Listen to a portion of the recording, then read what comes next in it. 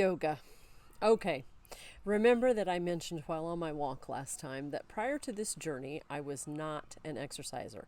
Nada, not, period.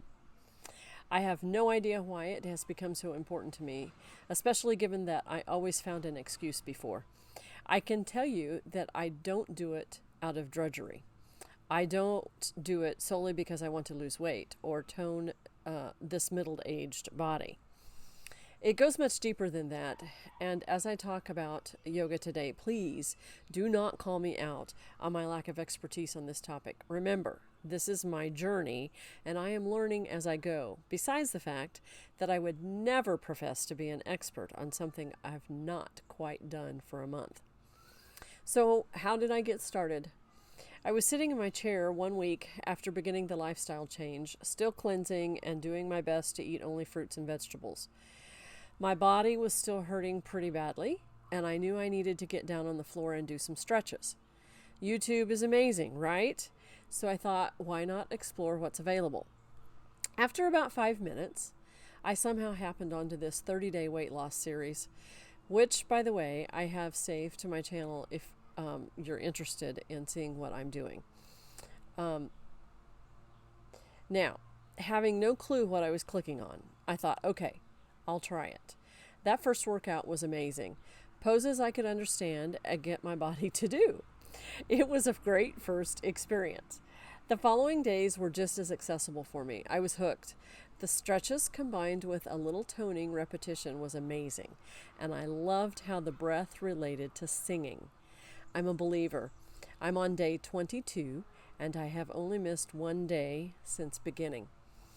As I've progressed through the workouts, and the teacher in the video has used more and more authentic terms, I have grown more curious about yoga. So I've begun Googling, and it's almost as confusing as music. Did you know that early writings about yoga were written on palm tree leaves? At least that's what one source states. It's also thought to date back to about 5,000 to 10,000 years ago. I realize that is 5,000 years difference.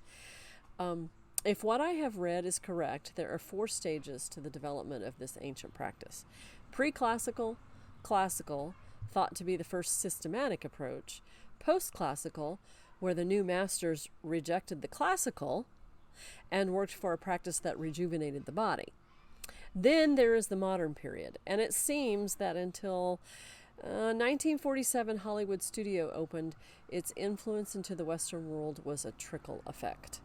Of course, we all know yoga has become very popular, and now that I've tried it, I can understand why. I feel really fortunate to have stumbled onto a great 30-day course because I've discovered there are many different types of yoga these days. It all depends upon which source you click on as to how many different types there are. I've seen 13, 11, and 8, though I have to add the site I read with 8 has enough variations that you can't count them on your fingers and toes. Most of us are probably drawn to yoga for the benefits of becoming fit, and then begin to understand later that it has much more to offer. At least that's what I'm experiencing. I did not make the decision to try it to become fit. I was hurting, and I hoped to find something to help my aches and pains. Yes, but also in the book I've already referenced as my summer reading material, the meditation and challenge to dive into mind-body awareness piqued my interest even more. I was hoping to heal my body, but the clarity and focus the exercise is bringing to my mind is probably the greatest benefit.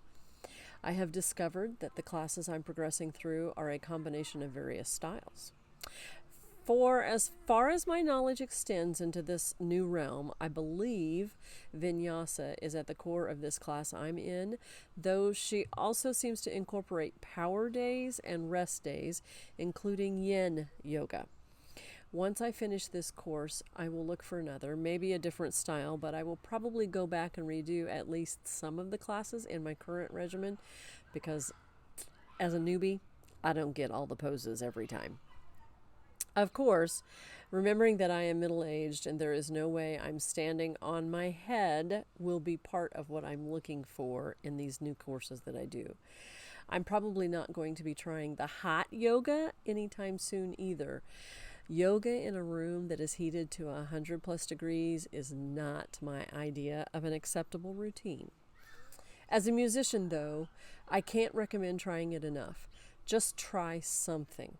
The relationship between the mind, the body, and breathing is incredibly important to anyone, but doubly so to a musician or any artist. The mind games when practicing and performing can cripple you. There are many amazingly talented performers with incredible gifts that could be sharing if it weren't for their fears. I'm not suggesting that yoga is a be-all, end-all, but combined with an awareness of who you are, a spiritual grounding and faith, and wholesome foods and nutrition, I think we could find ourselves living in a better world or a better personal place within our world. The life we have been given is amazing. We are all blessed with talents the world needs, but it's up to us to find them within ourselves so that we can share them with everyone else. We owe ourselves and mankind to work on becoming someone better than we are. Remember to like, share, and subscribe. Thanks for your support, and especially on this particular topic, any comments that could impact others would be greatly appreciated.